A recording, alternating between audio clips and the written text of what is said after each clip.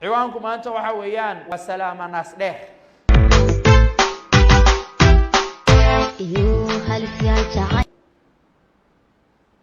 mid kolayga lagu reebo iyo mid inta laga bixiyo la luxo leesh waa salaama naas dheer waa qashin iida xataa uu ku yaalo agteeda qiimo kama laha wax kale iska dhaaf adigu mar kale ka hadlaysaa iida gabar ahaan uu ku yaalo ayuu naaskeedu qiimo la lahayn waxaan kuu keenayaa waxaad caqligaaga ku siinayo oo aad ku qaadan karto caqliga iPhone-ka soo hadda lama xayeysiyo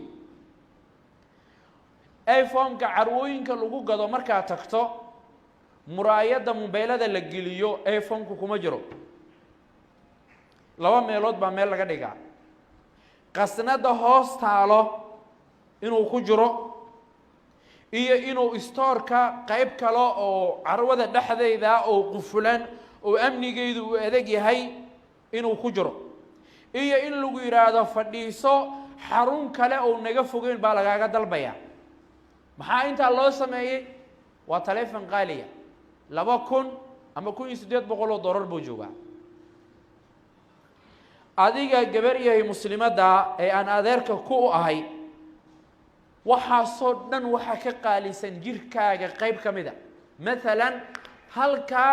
jirkaaga meeshaas taha in la arko ayaa iPhone-ka ka qaalisan wax kale iska daayay maanta naaskaaga banaanka yaal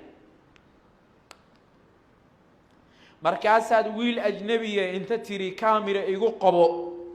ayaa hadale waxa tiri baraha bulshada hal dhigo habar weey oo waayeela oo ka sheekeeyaysa ma aragtay sida ay dhahdaan dhahayna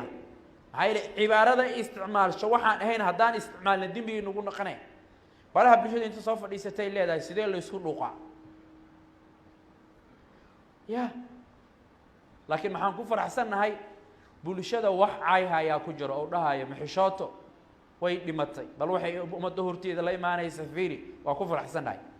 laakiin yaa badan waxa dhahaya 10 noo soo badiyaa badan